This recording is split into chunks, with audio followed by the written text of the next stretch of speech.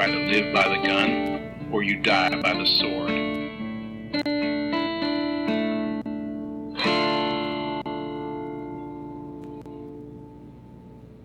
Welcome to The Good, the Bad, and the Weird. I'm Nico. And I'm Chris. And today we are extending Nic Cage November because Chris was sick for a little bit and we couldn't get this in before the holidays, unfortunately. Unfortunately, but I am back and my voice has returned. Yes, thankfully. Yes. And today the two of us dare to cover the journey of one man on a mission from God to play against one of the world's top hide-and-seek players of all time. Yeah. There's so many good Nic Cage movies, and we picked Army of One from 2016. And I hadn't heard of this movie when you suggested it. Yep. I kind of remember some news articles about the real life story this is based off of. When that was all happening. Because of, everything that dealt with the 9/11 and the aftermath fighting was always on. Mm-hmm. So I remember a little bit of the true life story this is based off of, but I did not realize that there was a movie starring Nic Cage from the director of Borat. Exactly. No, and I think I stumbled upon this one because I was at a used movie store and just was looking up Nic Cage movies and and like we like bad Nic Cage films. Yes. That's kind of what got all of this started in the first place, and then we discovered that he's actually a good actor. And no one had told us. Next year we'll have to cover something that is really, truly bad. Yes. This one is one of those awkward ones, because this is a newer one. This is from 2016. Yeah. And so Nic Cage's style and acting prowesses are very much, like, developed. Mm-hmm. And we now are fully aware that Nic Cage is a good actor. And he does a good acting job in this movie. This movie is just a wild shit show everywhere else. Yes. And so, for those who don't know, Army of One, the 2016 movie, is a semi-accurate biographical comedy film about a man named Gary Faulkner, a.k.a. the Rocky Mountain Rambo, who was a construction worker with bad kidneys who got a message from God to go hunt down Osama bin Laden. We should put the message from God in parentheses. Yes. Because that's a very played-up part of the movie, I'd say. Yes. The real life guy this is based off of is also a wild ride, but not as much as a wild ride as the movie is. No. And I'll get into him in a little bit, because Okay. I have a little bit of a kind of history of him before this movie, or before the events listed out. Yes. Yeah. Because, boy, this movie is all over the place. Oh, it is. So, Army of One is directed by Larry Charles, and it's written by Rajiv Joseph and Scott Rothman. As you mentioned, this movie is is the same director as Borat. And you can feel it. The bones have the vibe. Yeah. Well, it's also mentioned that in the writing of the movie, it was a lot of scriptments and not really a full-out written script. Like, they had a basic waypoint, but like each scene was written like the day of or the night before kind of thing. Again, you can feel it. Yes. It obviously stars our man, Nic Cage. Of course. Who else? Russell Brand. Yeah. And Wendy McLendon Covey. You should know that Russell Brand, who, of course, if you are familiar with the Borat name, you're familiar with Russell Brand. I feel like those two go together. Yeah. You should know that he plays God in this movie, and I feel like that was a good choice. I completely agree. Because on top of him playing God, he does not play God in like oh yeah, that's God. It's more like, oh, we've decided that that's God. Okay. I mean, he's got that kind of cult leader messiah look. No, he does. He has the look, but he does not change his voice or dialogue at all for this movie. He is just Russell Brand. Yes, it's just Russell for the whole film. And honestly, that's kind of the best part. Yeah. Yeah, and I'll get into him a little bit, because there was some stuff I learned about Russell Brand a little bit. Oh, just a little bit, huh? Because, boy, Russell is an interesting man. Well, more about his acting history. Okay, fair. Charles, as we mentioned, is probably better known for Borat, as well as The Lesser Bruno and Pretty Fun Dictator. Of course. As well as, I didn't realize he was the producer and supervising producer on Seinfeld between 1991 and 1994. As well as he's the executive producer on Curb Your Enthusiasm from 2004 to 2011. I did not know about Curb Your Enthusiasm. Yeah. As for Joseph, this is the only work of his I know, but I guess according to IMDb, he's known as being the writer of Draft Day and Little America and My America. I don't think I've seen those. Yeah, I mean, it's the same for Rothman, whose only credits are Army of One and Draft Day. So it's the same group of people who's worked together a little bit. They got to work with Nic Cage, so good for them. True. Speaking of Nic Cage. Yes, our man. He needs no introduction at this point. Nope. But when it comes to Brand himself, I didn't realize he'd been acting in television since the 90s. Yeah. And he didn't get into feature films until he had like a smaller part in 2006 Penelope. Yes, that's right. I forgot about that. But I mainly knew him from getting Sarah Marshall and dating Katy Perry. Those were the only things I really knew Russell Brand from back for a while. You know what though? That's kind of on brand. He's one of those people who brand on brand. Yes. He's one of those famous people who you know that he's famous. You recognize the face, you might recognize the name. You don't always necessarily know exactly where you know him from, but you do know that you've seen him on TV. Yeah. Well, it's the same for McLendon Covey. Yeah. I'm sure most of us know her as Deputy Clementine Johnson from Reno 911. That would be where I know her from. Also, you know her from your favorite movie of all time, Blended. Yeah, that's true. For the record, it's not Chris's favorite. Brian likes this movie. Yeah, but that's okay. And she's also in Bridesmaids, which I haven't seen that one, so. Bridesmaids, hilarious, not your type of humor. Probably not. No, but it is very funny.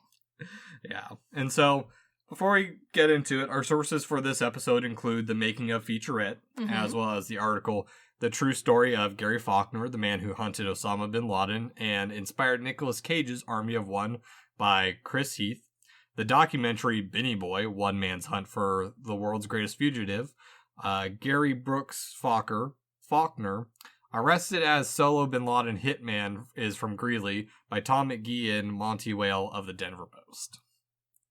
All good sources. We need to work on our names, people. News articles. They're so lengthy. Yes. And this movie actually started after Charles had read the article in GQ, which was the one by Chris Heath that I mentioned. Yes. That's where this really started. Which I assume they changed the article name after the fact. I would think so. Yeah, because it's a little hard to be proactive on that. Yeah, just a little bit. But before we dive into the movie, I do want to go over who Gary Faulkner was. Yes, because, I mean, he is interesting. Yeah. So, Gary Faulkner was born in 1958 in LA, but moved to Colorado in 1968. Okay, all right. And at some point, he had spent time building churches, schools in Central and South America. And before his life hunting bin Laden, he served time in Canyon County or Canyon City from 1981 to 1986 for burglary and larceny convictions. Good. And then in 1996, he spent a year in the Denver County Jail for domestic violence assault. I don't love that. And in 2006, he was arrested for failure to appear in court with a warrant. Yeah, you get busy, things happen. And in between all of this, he was working as a construction worker, landlord, and contractor to fund his excursions out to Pakistan. Mm-hmm. I read several articles that labeled him as unemployed handyman. Yeah, that's pretty accurate. Yeah. And while the movie will paint Gary as this purely good, likable person, just kind of like that weird friend you went to high school with. Yeah. The real one, a little less so. Yeah. I like how Gary put it himself. Yes. People say, like, you're a wonderful guy. They don't know the whole story. I was a piece of shit. I ruined people's lives literally, but I'm honest about it. I will give him that. Yep. Yeah. And so he left for Pakistan, telling people he was going mountain climbing, where his brother dropped him off on May 30th, 2010, and was supposed to be a 6-month trip. It lasted a total of 6 days. Well, or something like that. Yeah, well, Yeah. Stuff happens. It was also his 6th trip to Pakistan. This movie cuts through a lot of this real quick. Yeah, yes. It is a little harder than the movie makes it seem to track down Osama bin Laden in the desert. Yeah. And the movie doesn't make it seem that easy. Well, we'll get into that a little bit. There's some naivety from Faulkner on this, so... Just in general. Yes. And so before we dive into the movie, Chris, what are we drinking today? Well, I'm drinking good old water, but Yes. you have the man of the hour's, what we assume to be drink of choice. Coors Light, Yeah. Colorado's special. Cheers. Does it taste like the cold Rockies? I mean, it's cold as the Rockies now, I guess. They used to have a can that changed colors to tell you when it was cold. It's the mountain. Oh, fancy. Yeah, that's how you know when it's cold. Wow. I haven't had Coors in a long time, Me but neither. I remember that. I remember that featurette came out on the can, and it was the only thing on the advertisement channels for a long time. I've heard the Coors factory tour is not bad, but their beer afterwards is good. Yeah, I've been on several beer tours. That one wasn't my favorite. Have some others that I thought were better, but if you're there, you might as well. Why not? Yeah. So, on to Army of One. Oh boy. So, Army of One opens with reels from the news of Faulkner and explaining the situation of Faulkner flying over Pakistan. And I like how this movie begins. Yeah. A story that has truth in it, or moments of truth. That is the most accurate thing this movie's gonna say the whole time. Because that's what I like about this movie, is that they're saying hey, this is based on inspired by a true story. Yes, we took it and ran with it. Because, I mean, it's a movie, you have to make it entertaining. Yeah, and like we said, the guy this is based off, he is entertaining, but the real life depiction is not movie stuff. No. There is a lot of editing that happened, and it's for good entertainment purposes. Yeah, because the movie's only an hour and a half, something like that. It's pretty short, for a Nic Cage movie. Yeah, an hour 32 minutes. So yeah, it's a pretty quick movie. It is. And so from this opening, we cut to Gary's childhood and God speaking to him to make the best of the bad situations. Good advice, though. I do appreciate the variation of God advice in this movie. Oh, Russell Brand will be interesting throughout this whole thing. Oh boy, because especially by the time this movie came out, there is a pretty solid idea of what God looks like in movies, right? And yeah. So far, Russell is not it. So this is very a new variation on God. I think the two best depictions of God in movies. Yes. As far as I can think of off the top of my head. Morgan Freeman. Oh, well, the man is God. Yes, we're all aware. And Monty Python and the Holy Grail. Yes, that is the two depictions of God. Two best. Oh, for sure. And now there's Russell, who, while this movie is not top tier, Russell's depiction of God is. Yeah, in a weird way. Yeah, this is when people are very literal and they're like, oh, well, it's all three together, Jesus, God, and Holy Spirit.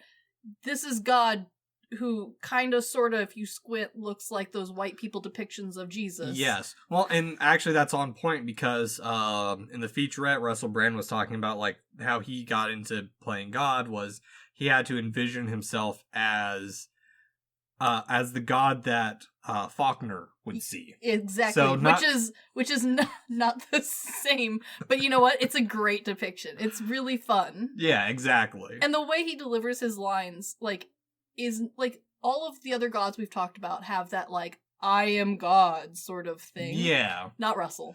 No, Russell's a dick the whole movie. He really is. It's great. Even from the beginning, he is hey kid, sup? Yeah. And so from this childhood, we fast forward 35 years to Greeley, Colorado, where Gary, Nic Cage, yes, is sleeping under a America flag blanket. It's literally an American flag. Yes. Yep. Where his friend Pickles calls. You know, everybody's got to have a friend named Pickles, right?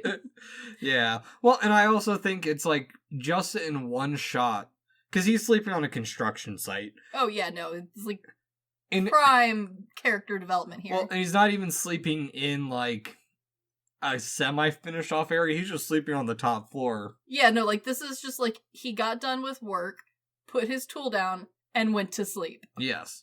Which, it's like you said, it's good character setup of like just the unhingedness. Exactly. You immediately know that this dude is kind of interesting. He's not just your average Joe. Yeah, like I come from a long line of raccoon-esque people, but Gary here is next level. I recently found out I probably come from raccoon-esque people. Welcome. My grandfather's from Kentucky. Welcome to the club. Yes. Without the I see God bit, that Gary reminds me a lot of several people who may or may not be related to me, depending on how you squint.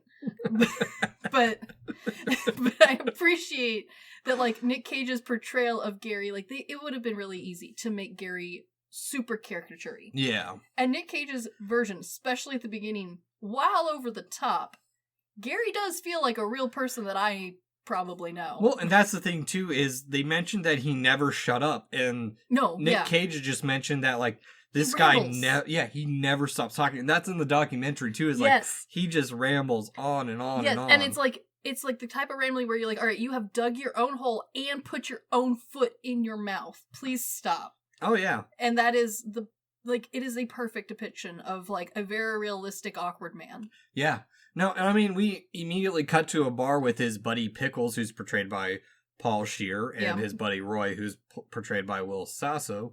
But we immediately see that he's very pro-America. He's like, more people kick ass here than anywhere in the world. He has really into the whole America propaganda thing. Yeah. Very much so. Yeah. You gotta think crazy to accomplish crazy things. I'm not gonna say he's wrong.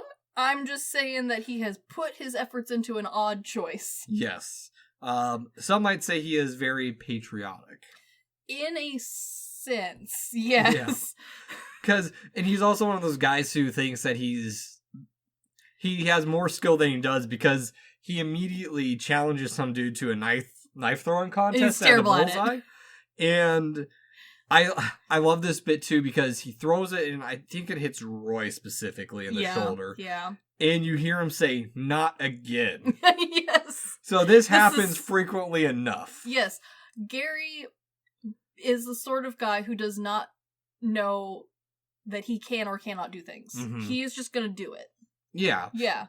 And I mean, that shows in his character that he's definitely not politically correct, but he's not, it's not. He has firm faith and hope in America. Yes, but he does it in a way where it's not, like, demeaning. Like, he just uses slurs that aren't appropriate. Yeah, like, no one has bothered to tell Gary that, like, why he shouldn't say that. Yeah. And, like, at this point, it's too late. Well, no, because that's the thing is, like, on the interviews you see with him, with, like, Jay Leno, and I think he was on the Today Show. Yes, but, like, he says, like, I think he calls the Pakistani people Pakis. Yeah, and, like, we've gone over this, like, but at this point, honestly, like, no one's really told Gary that. But, yeah. And, like... But it's not coming from a place of hate, it's just, like... He doesn't know, and at this point, no one's willing to tell him. They tell him on live TV. No, real life Gary has come a long ways, and, like, in his interviews, it is very interesting to hear him talk about himself. Mm-hmm. And, like, he's like, yeah, no, I was an asshole. I'm still kind of an asshole. But, you know, like, I'm trying, guys. I'm trying. And we're all like, okay, Gary's not the quickest learner, but, you know, he's trying. He's trying. He'll get there one day. Yeah. Like, real life Gary, like, there is clear improvement. Caricature Nic Cage portrayed Gary, is exactly what you see. Yep. You get exactly what you see. Well, and on top of that, we immediately go from the bar to a hardware store where he's telling everyone of like, no, you don't want that sink. That's China-made. You want the American-made one. You know what really upsets me, though? as someone who has spent a great deal of time in hardware stores of varying styles throughout the Midwest, this portrayal of Gary by Nic Cage, he works at every single hardware store. Yep. Every Lowe's and Home Depot has a Gary. He's a more annoying Ron Swanson. Well, yes, partially because Ron Swanson, if Ron Swanson told me which, sink to buy, I'd be like, this man knows what he's talking about. He looks like a lumberjack. He looks like a lumberjack, and I trust him to have done a minor amount of research. Yeah. He has read the stickers on all the boxes. It's a lot of reading. He's done that. Gary has not. He just, whatever American made. When you work at these places, they ask you, what department you feel comfortable working in. If you have any prior experience, they like to try and put you in the department you have experience in. Gary has too much and not enough experience simultaneously, so they have just put him in the store, and he's, telling people what to buy solely based off of where it comes from. There is no style help. There is no, installation help. He's just no, you gotta get this one. Yep. And okay, how do I install it? He's it doesn't matter. Silicone and hot glue, man. Yeah, would work for a bit. As someone who bought a house with a man who is very similar to Gary, it stays on for a while, but boy, it ugly. You are not wrong. Every time we give Brian something that's got a manual, he is reading it. Oh, yeah, no. Brian loves to read the manual. Our home, though, the previous owner was very similar to Gary in this movie.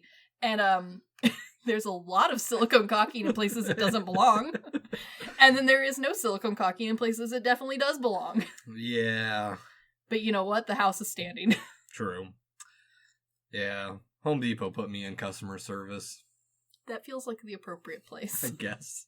I mean, I worked customer service up until then, so. What department would you have wanted to be in? Hardware or garden?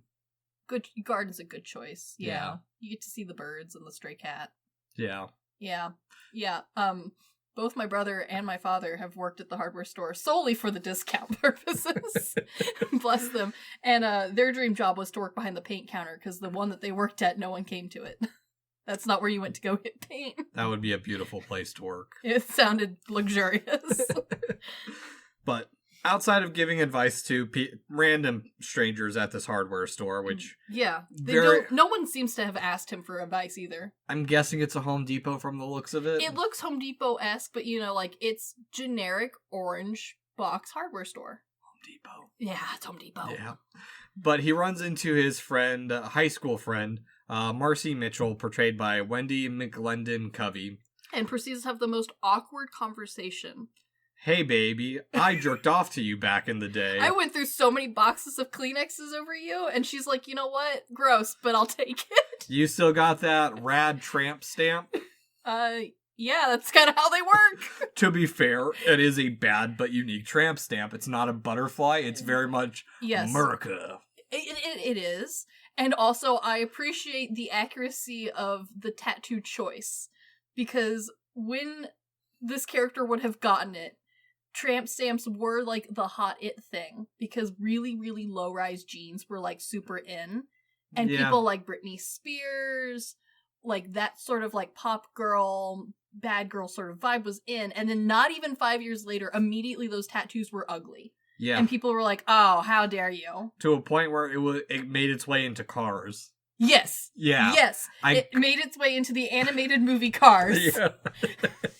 And now it's still kind of a they're kind trashy symbol, I guess. I think it depends a little bit on where you are. Because I have some friends in California, and they have informed me that there are people who now think that they can be done nicely and cute. Okay. Whereas here in the Midwest, while people still get them, we still call them tramp stamps. And if you're getting one, you know what you're getting and you don't care.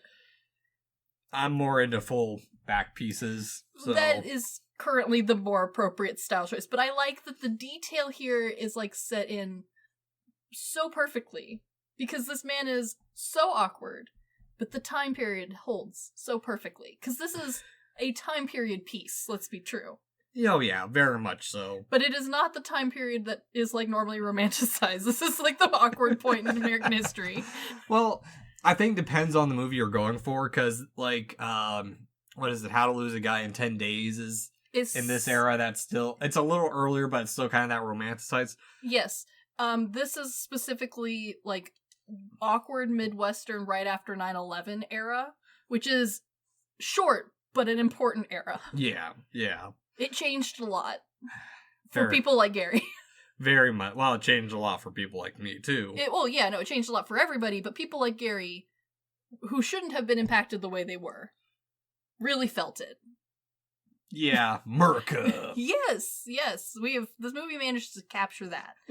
And for those of us who lived it, it's kind of scary. A bit. But we cut to a few months later where Gary is staying with Pickles. Of course he is. Gary looks like he has couch surfed for most of his life. He's been there 3 months yelling at the TV on the couch late at night, which... A great guest. Yeah, he's obviously a nuisance, but he's loved. They're like, you can have one more night, Gary, but you gotta go in the morning. We gotta have a little bit of rest. Yeah, like, Gary, they know they're going to be hosting Gary, like, 6 or 7 times a year. Yeah. But, like, they need a break in between, kind of hoping that maybe he will find somewhere to live other than, like, the floor. And the answer is always no. No. Nah. He good. Or he'll just sleep at the construction site for a little bit. Yeah, like, why bother? Like, he's already at work. He doesn't have to go anywhere. Exactly. You're gonna be stinky at the end of the day anyways. They'll never know.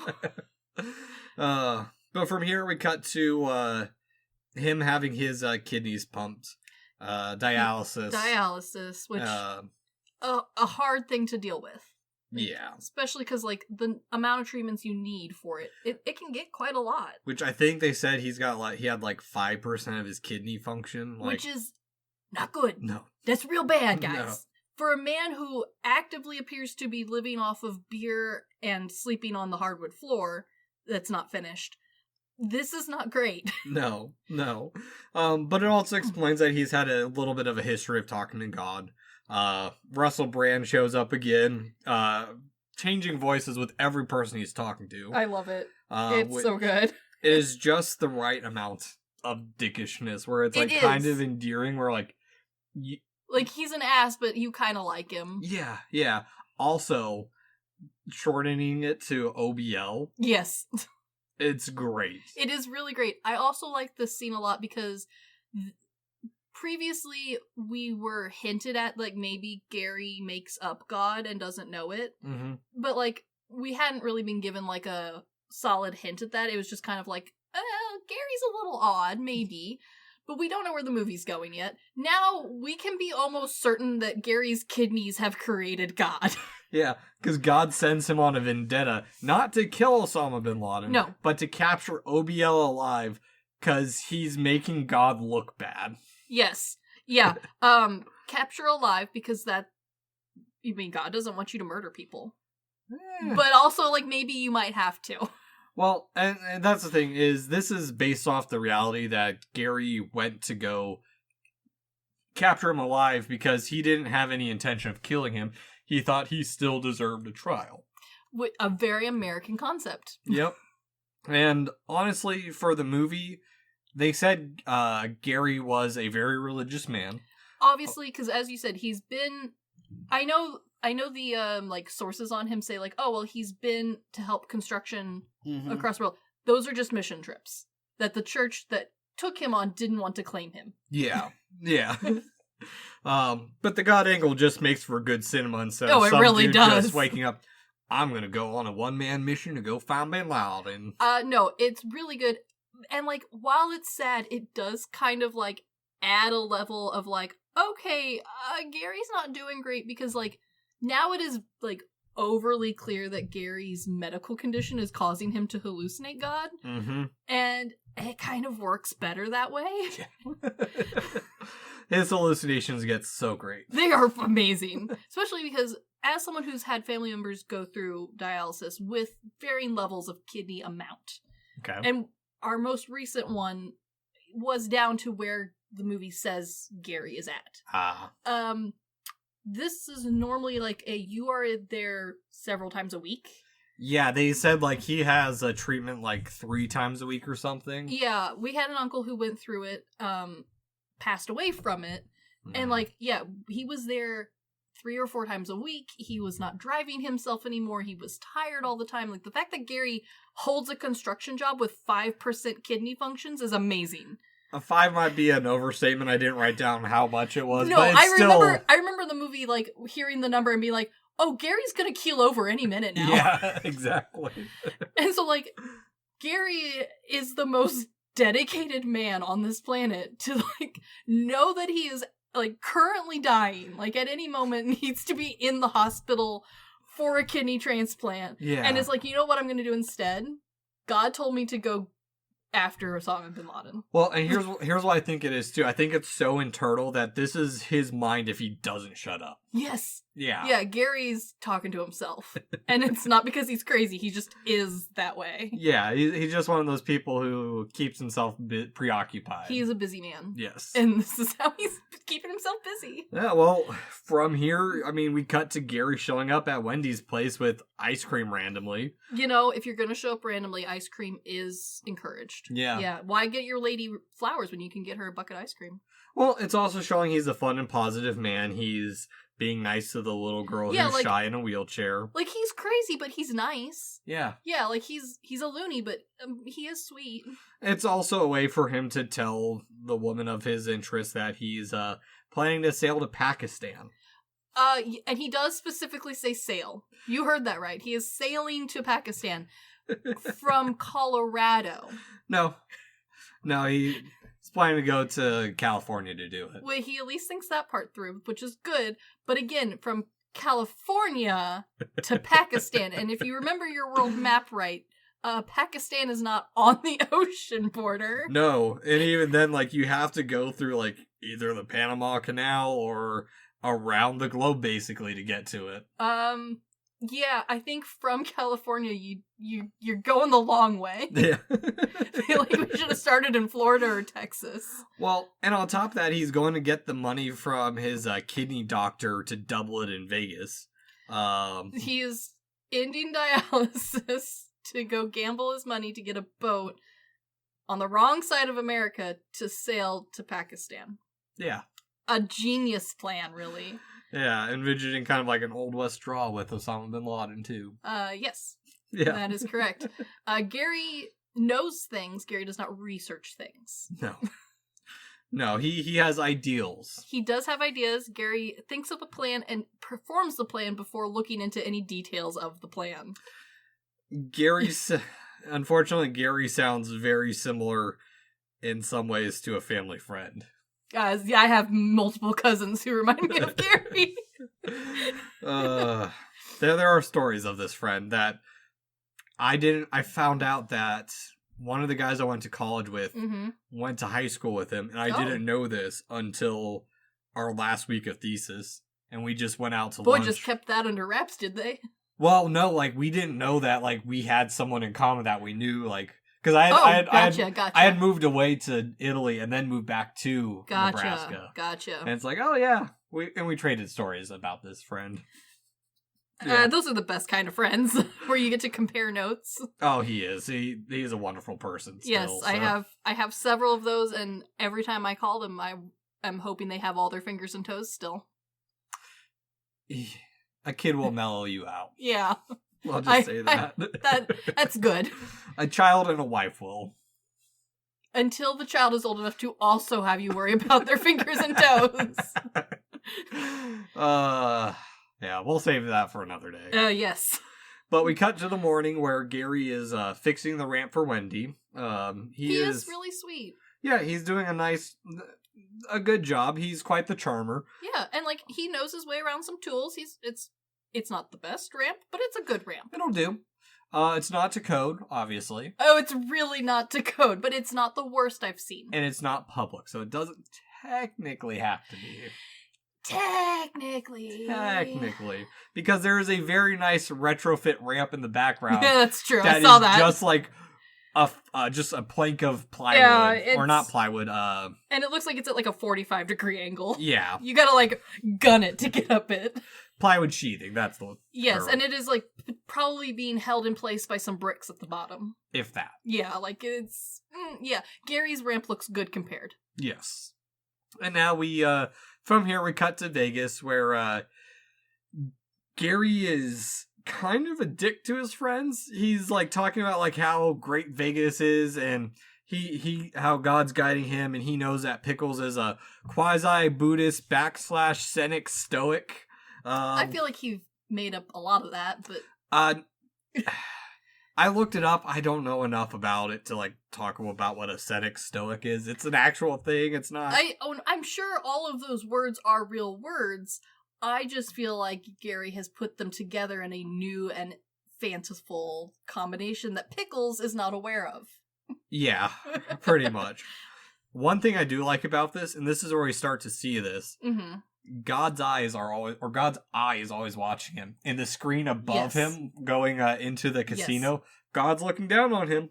Which I like, because while this movie is off the walls bonkers and very comedic for 99% of it, this is a really great visual representation of how Gary actually feels. Is God is always watching. Yeah. And so this is a really great visual kind of goofy way of telling the audience yes, Gary is silly, but to Gary, this is how it is. This is serious business. This is serious, but God told him to do this. Yeah, Vegas is God's house, like a church. There are a lot of places to get married. Yeah. It's kind of church-esque. Sometimes. My brother's going to a wedding in Vegas. They are a lot of fun. Yeah. I don't know. Okay. I don't like Vegas. I like certain parts of Vegas. I do not like having to scope a building outdoors during the day. No. That's just a bad idea.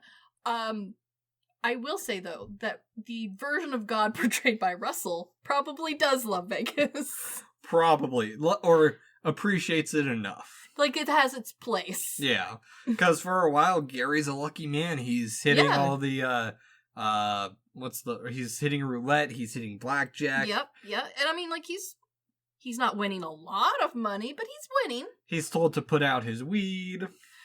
Good for him. Honestly, I think at this point, the weed might be the only thing keeping Gary upright. Yeah. But his luck does run out as he, fights some Middle Eastern men over a misunderstanding, which I love the vacuum smash. Yeah. It's pretty great. And he also gets a warning from OBL because these guys are trying, this is the part where, I'm sure he got into a fight. I have no doubt he got into a fight, but I don't think it was with the people he thought he was fighting. No, exactly. And I think the warning is just all in his head. Oh, it is 100% all in his head. Yeah. No doubt about it. But, if you're watching this movie and completely ignoring the real life scenarios that this is based off of, yeah, why not? Well, because, and that we know this, and I think probably what it is, and the reason it works as entertainment is because he wakes up in the morning, he lost all his money betting. Of course he fucking did. But what it is he's making up lies for the bad things that happen in his life. Yes. And so that's what, and we get told that at the very beginning, is he's always trying to make the best of a bad situation, whereas he might have lost his money, but he knows he's on the right path because someone gave him a warning that, hey, watch what you're doing, we're watching. Yes, and also, Gary is the sort of person whose Russell God version of faith, God gives his toughest battles to his toughest soldiers, and Gary is clearly the toughest soldier. And so that's why it's getting harder, because he's on the right path. Yep. Much like in video games, the more bad guys there are, the better you're on the right path. That meme of when you hear the boss music and you don't see the boss. No, when you start getting random health vials on the ground. Yes. That's where Gary's at right now. He's finding new weapons and upgrades. Soon. Very soon. Because we cut back to Greeley, where his doctor is, or he's trying to sell his doctor on the idea to give him $1,000 for a boat so he can sell to Pakistan. I wish my doctor would give me $1,000 so I could get a boat. Which he seems so optimistic, but I love how the doctor just looks at him as he's insane. He's like, "Are you sure you're not experiencing hallucinations, or you're sure you're actually doing your dialysis?" He's not. No. He's not doing his dialysis. Or he's just crazy to begin with. A bit of both. Maybe both. But he ends up lying and saying that he's wanting to get a ring for a woman. He'll pay him back. Very sweet. His doctor is the most gullible person in this entire movie. And that's saying something. Yeah. Yeah, because he goes to buy a boat from a dude who also says, I don't think you can, I don't think you should have a boat. Or I don't think you can, no, not even that I don't think you should have a boat. He's like, not to put a damper on, but I don't think you can, sail to Pakistan. I also like that the boat he's being sold is clearly like a Craigslist find. Uh-huh. And it's not even like a water, like, as someone with very limited boat experience, I would not buy this boat. This is a fixer-upper boat. Yes. This boat is being sold under the, impersonation that you are going to, put a new engine in it. You're going to epoxy the hell out of the body. There is work to be done before you should put this in the water. There are still barnacles on the boat, and Gary is asking about, can he eat these while he's sailing for, rations? Fun fact, there are types of barnacles you can eat. There is. These are not them. No, they're not the gooseneck barnacles. They are not. Gooseneck barnacles are found in beautiful little small ponds. You pick them up and you boil them. They're little. These ones are the big ones. These are like eating rocks. Don't eat them. Yeah. Much like grass. Don't eat it. Don't tell me what to do. Don't eat grass. I wouldn't. Probably should go out and touch grass, but... You should touch grass. Do not eat grass. Oh, I wait for our friends to have that phase with their kids. Oh, no, they're already there. It's great. Awesome. I see the kids once a month, so it's... I regularly get told when they come home from daycare that someone tried to eat wood chips today. It's great. My favorite. Adorable. But we cut to the harbor where Gary's using it like a parking lot. Yeah, again, I have limited knowledge of boats, especially ocean-going boats. But I do have a family member who lives full-time on an ocean voyaging boat. And I can say with quite a bit of confidence that Gary's boat is not meant for a round-the-world trip. No, it's not the boat from Sleepless in Seattle. It is really not. Could it be done? Yes, I'm sure it can be done. Not the way Gary's doing it. No. And on top of that, I've been to a few harbors. Gary's just parked in the middle of the parking lot. Well, and that's the thing is he's using it like a parking lot when it isn't. Yeah, it's no, you pay for that spot. Yeah, and it's not I park here for the afternoon. You buy the lot for months. Yeah. And it's not cheap. No. It's equivalent of renting a spot. Yeah. Renting a house. Well, and I also like that, the person who comes up to him, the harbor patrol or whatever, is very much looking out for him. I like this because there are people looking out for him. Yeah, there's clearly people worried about this man. Yeah, and he's like, oh, I'll just be out of here in a minute. And she's like, well, also where are you going? His arm's in a sling, and he's like, well, I broke this hiring up the sail, and but did he go to the doctor? No. No. Just in a sling. It's fine.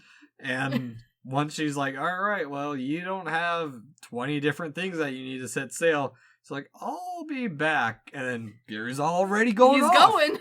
Which we get a funny little map travel of him squiggling back around down to, we get a little video. He makes it farther than I thought he was going to. I'm not going to lie to you. Well, we get a video recording and he ends up in Mexico. Which is so much farther than I thought he was going to go. But not that far, because he was... Oh, no, he doesn't go very far at all. No, he was pretty far south in California. Yeah, no, he really doesn't go that far, but, I legit didn't think he was going to make it much farther past the harbor. Nah. But he does. He makes it a ways, and then, as someone with family members who, bless their little hearts, are much like Gary, he looks at the Mexican Border Patrol and asks if he's in Pakistan. Not even Border Patrol, just random Mexicans on a beach. Yes. And he's like, am I in Pakistan? It's like, homie, no, you're not.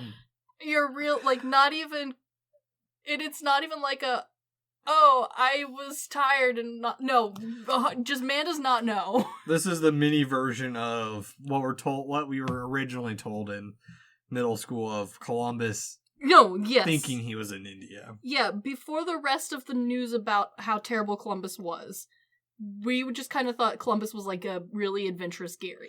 Yeah, we're talking this is 90s. 90s Columbus. Teachings, yeah. Not modern day Columbus. No.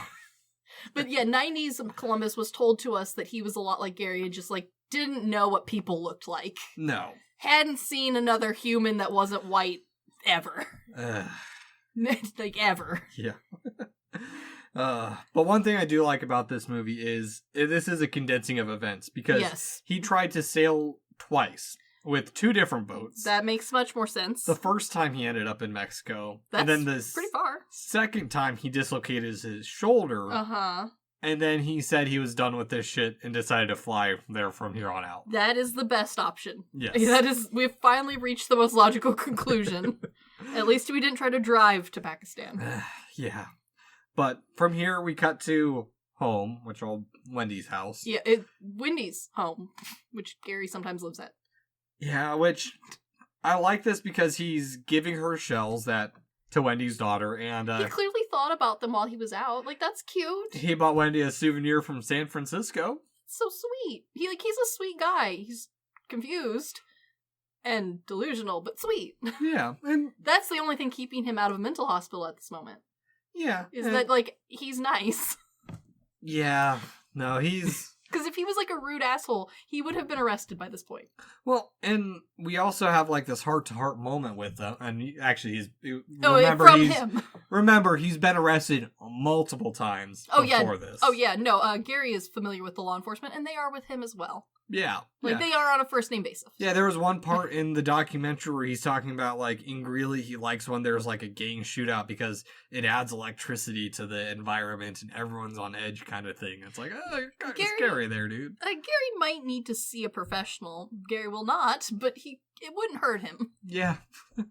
Which, he does have a heart-to-heart moment with Wendy of, like, she's like, I want someone to be here. And, I mean, he also brings up that, like, he has girls or the rumors of him having girls all over the place are just hype. It's lies. He's only a one-man girl, and he's in love with Wendy. Which is very sweet, but Wendy does have a good point. He is trying to go to Pakistan, and she would like someone who's not going to Pakistan. Yeah. And that's fair. He kind of settles down for a bit, because, like... He does. Like, again, he is very sweet. Yeah. Which, we cut to him just laying on the couch, like, living the domestic life, where he gets... I appreciate how you just glossed over the fact that Gary is now bumming on her couch. Kind of. No, he's 100% bumming on her couch, under the disguise of dating this woman. I think he would actually be dating this woman. Yeah, no, they are dating. He has no home. Yeah. Which, I mean, we cut to the news program where, like, he's getting yet another message from God on the program that I love, Books and Shit. Yes, the beloved TV show Books and Shit. I watched it all the time as a child. As well as other programs that eventually convince him to buy a katana. God's telling Gary he needs this katana. You know, God has spoken to me as well, and he has told me that I need a broadsword, so I understand. Which... I mean, specifically a Lord of the Rings reproduction broadsword. So, like, I get it. And also, you should remember. I don't know if you probably remember, but you might not have because of your delightful adventures of traveling. Mm-hmm. During this time period, at the majority of Midwestern malls before they died, there was always a shop that just straight up sold pre-sharpened, ready to go katanas and ninja equipment and like knives and like throwing stars. Yeah. And like it wasn't like it's weeb shit. No, it was like you sell katanas sort of thing. Well, I mean, at the bazaars, I don't think they were sharp, but they had replica swords and whatnot. So like nowadays, the replica thing is like kind of like, okay, yeah, you can find replicas, and like in the replicas there's always katanas, because like unless you're a hyper weeb, you're not going to recognize katanas as like different styles. You're just gonna be like, I want the green one. Yeah. These stores from back in the day, they weren't selling replicas of anything. They were just straight up selling weapons under the disguise of nerd. Yeah, it's like it's like that South Park episode. It is exactly like that South Park. Yeah, yes. The anime South Park episode. Yes, no, okay, that is exactly what that store was just the South Park anime episode minus the anime. I do remember those stores, and I know exactly where it was. And they were always like at a sketchy part of the mall. Yeah, they were always like the way away because that's the cheaper part to rent. They were tiny, but somehow always like fully stocked. Well, I mean, you got the merch. They have plenty of merch. And, like, there was never anyone in the store minus the creepy guy who worked there. So, like, you didn't really want to go in to look at the throwing stars. Like, you wanted throwing stars. Hell yeah, you wanted throwing stars. But you also didn't think you were allowed in there. Yeah. I mean, you just couldn't... I think they had, like, limits of, like, how old you had to be to buy stuff. I have no doubt that that's probably true. Gary is plenty old enough to just buy a katana from this store. So it's not like, oh, Gary had to, like, eBay find a katana. No, like, during this time period, Gary could have just gone to the mall in the next biggest city and gotten a katana. Instead, he does the 5 easy payments of $29.99. That is the easier option, because then I have no doubt that the closest mall is a, like, 30-minute drive. Probably 45. No, no. My brother lived in Greeley. Actually, that mall is super sketchy, too. There was a Chuck if there's a Chuck E. Cheese, you can guarantee that there was a katana shop. There was a shootout in the Chuck E. Cheese. That is how you know there's a katana shop. Yes, yeah. I lived up the street from a mall very similar. It had hot air balloons. What? It had hot air balloons on the inside. And they weren't filled with hot air. They just went up and down on strings. And it was yes. Yeah. There needs to be, like, 2 nail salons that are almost never open, a store that sells cookies, exclusively the big ones. There should be at least one shootout at some point in the mall's history. That is not the reason the mall closes either. No. Like, the mall keeps going well after the shootout, and then, like, whatever the corner store is, usually like a Kohl's, when the mall closes, the Kohl's stays open. Yes. That's how you know, that's how you find the katana shop. Actually, the one I was at over the holidays suit shopping did not have a katana shop. Well, now it's not cool to have a katana shop. No. Yeah, Now we know to not sell scary people katanas unless it's over the phone. Yeah, for obviously. 12 easy payments of $9.99. Yeah. Gary was ahead of his time. Yeah. Which, actually, I still don't own a katana either, but... One of these days, we will come to our true nerd selves and own anime weapon, reproductions. I kind of want Mugen's from Samurai Champloo. I totally understand that. But also, back to the movie, I love the, like, little snide remarks it makes. Because there's a snide remark that James Cameron is competent. Yes. Rude, but okay. But also to note, in the Benny Boy documentary, there is a whole bit with him, like, practicing his katana in a dead cornfield. Yes. And it is the most Midwestern bullshit thing I've ever seen, because I know people who are like this. Because doesn't he just wear, like, gray sweats in that, too? And, like, for those of you who remember the Vine era, there was that kid who, like, was in his backyard with a katana slicing, like, watermelons and water bottles. That's Gary. Gary was that kid. Very much so. Only he was a full-grown adult man. Because there's a scene of him slicing oranges and stuff. Yeah. Yeah. like when he's, like, tossing him fruit. And she also joins in too. She goes, well, like, it's oh, fun. This is kind of, hell yeah. It is fun. Please note that at no point does Gary's prowess with the katana ever get better. No. Like, he didn't even watch, like, a YouTube video on how to, like, use it. This is the only time we see him use it in the movie, is practicing. Well, how is he going to get it on the plane? Oh, we'll get to that in just a minute. Because now his new plan is to hang glide into Pakistan by flying into Israel and just glide on in, which... You could do. I will give him that. It is possible. It's not practical. Yeah. Just fly into Pakistan. They have airports. Well, I think at this point, there was a no-fly into Pakistan kind of thing. Probably, but, like, they also have roads and cars and buses. Like, it's not... You don't need to James Bond your way in. Yes, you do. Well, this is a man living his dream of capturing the most wanted man on the planet. Yeah. Yeah. You got a point. Yeah. You got a point. Yeah, he needs to hang glide. Yeah, why...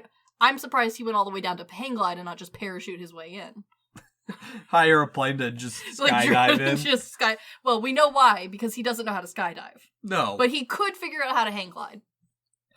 I don't know about that, because, like, immediately we cut to the sports store. Yes. Okay, I will defend Gary here. my redneck blood genes, which I often tried to, like, stifle as hard as humanly possible. I've heard your Missouri accent, and I didn't know there was a Missouri accent. It's not even a Missouri accent. It is the mountains of Missouri where my granddad's from.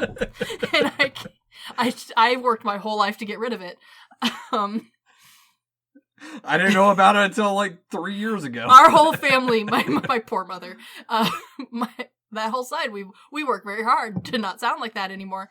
But when we talk to each other, it's hard not to.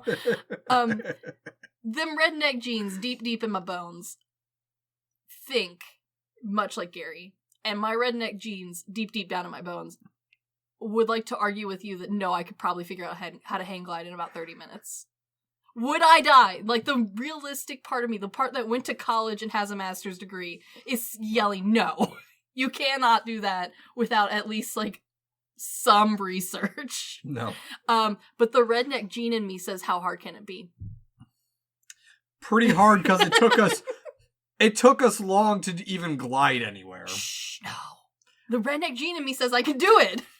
Well, it's also the American spirit entrepreneur of, like, I can build a workshop and I can fly. Yeah, no, this is Gary's of the same people who will attempt to make their own rocket. Yeah. Like going to the moon type rocket. Yeah, shout out to the man who did it. Yeah, that was impressive.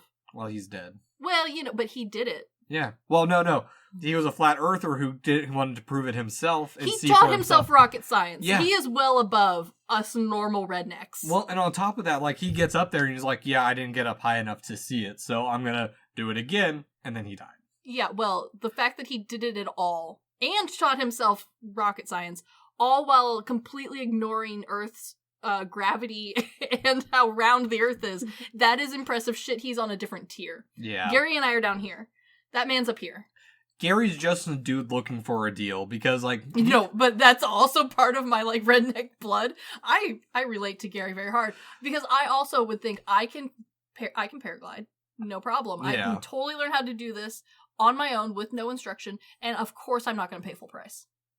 Oh, no, not at all. I'm going to go down to the, like the resale store and see if they have one. Well, and also, like, it's the American flag. It's perfect for him. Of fucking course it is. And on top of that, like, he's that weird one asking, like, well, how many cuts, how much of this would I need to cut up to fit it into a suitcase? Yeah, again, he has a plan. Yeah. We haven't thought all the way through the plan, but he's gonna do it. Well, and on top of that, he's asking this poor store clerk who doesn't know for music suggestions to hang glide to, and it's such a weird question, but I dig it. Because, I totally dig it too. Also, you know that the store clerk's suggestions are not what Gary was looking for. No. Gary was looking for, like, some AC/DC. Well, he's not. Because he gives him Tom Petty, and he's like, Tom Petty, you think that'd be a good song to hang glide into? Well, I give him that. Tom Petty is not quite the right vibe, but... We'll get to what Gary imagines it would be good to hang glide into Pakistan with. That's true.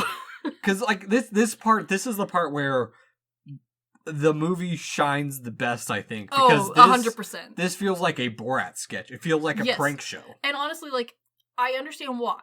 But I feel like if we had kept this energy for the whole thing, the movie overall would have done much better than it did.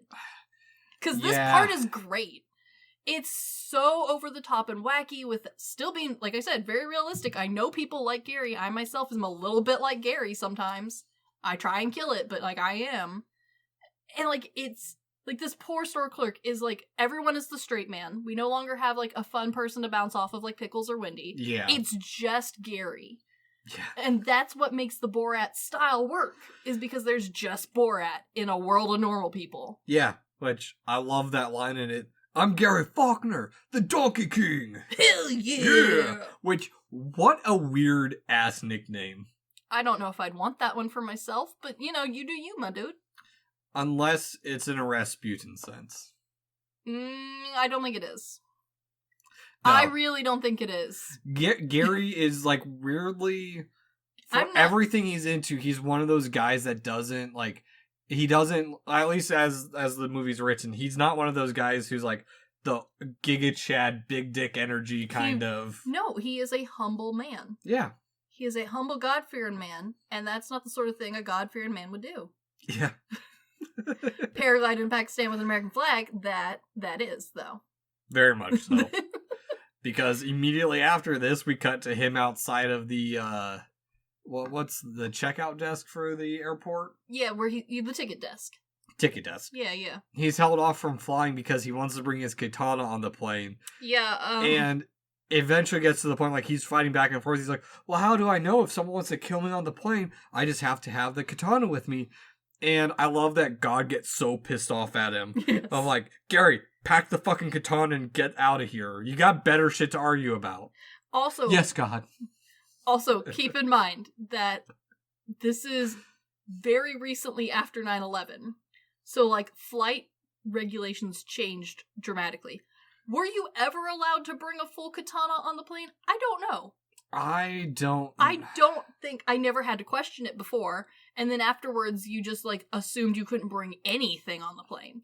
Well, I mean, I traveled quite a bit, a little bit by plane before this, from what I can remember, and the weirdest thing that I remember that you could do that doesn't fit today is, you used to be able to walk all the way up to the terminals. And yeah. No, we used to, like, go pick up family members and stuff, like, at the gate. Now, that's what we did in Alaska, which Anchorage's airport is a very interesting airport. Yes. I can agree with you there. Lots of taxidermy. Yeah. It's Alaska. What were you expecting? I don't know, I just grew up with it. I didn't think it was weird until, like, I'd been to 20 other airports. I'm like, this one doesn't have a 20-foot bear. The bear is cool, though. Yeah. The bear is cool. I haven't been there in a while. It'd be interesting to go back. I kind of hope the bear's still there. I'm sure it is. Where else is it gonna go? So, like, could Gary have ever taken the katana? Maybe. The answer is maybe. But this is, like, right after 9/11, and the rules changed, and I remember a lot of people being very upset, like Gary, about what they could no longer bring on the plane. From the old flying ads from, like, the 80s, or the 70s and 80s, where, like, they're showing you, like, well, you can have a whole turkey dinner on the airplane. Yeah, this is true. Here's our smoking lounge. Here's our drink lounge. And, like, the reason I question it is because, like, Midwest culture for a long time, and it still is, depending on where you're at, pocket knives were, like, you just had one. Everyone has one. I still can't get over that. It's like, every time I'm around, like, your husband or Phil. Oh, I have one in my purse right now. Oh, jeez. I might have two, because I keep forgetting which one to wear. But, yeah, like, pocket knife is something you have. Yeah. Like, it's part of the ensemble. Ladies, maybe a little less, but, like, if you're doing stuff, you need a knife. Yeah, that was I guess. And so, like, I distinctly remember, like, the first time that we flew, it was to go to Disney World when I was little. This was pre 9/11, and my entire family had pocket knives on them, and we just got on the plane. And it's not like the cute little ones of nowadays. These are big ass, like, yeah, the flip one that locks into place. Yeah, that would have been considered a modest knife. Yeah, like. That's a knife. This is a knife. Yeah, like, what people now consider, like, a big pocket knife, that would have been, like, a lady's pocket knife. That's what I had as a child, as a pocket knife. I only had a Leatherman for Boy Scouts. Oh my god. No, I had so many fucking knives. And, like, I wasn't even, like, I was in Girl Scouts, but, like, Girl Scouts was not what it is today. It was very soft compared to today's Girl Scouts, who are much scarier than I was. A fun fact about European Scouts, I wasn't in part of it, I was always on an American base. Yeah. Co-ed. That makes so much more sense. Yeah. Than what we do. Honestly, there are so many guys that were in Scouts that would have benefited from any type of interaction with the opposite sex. Yeah, I totally agree. There was a lot of Girl Scouts who could have done with some humbling as well.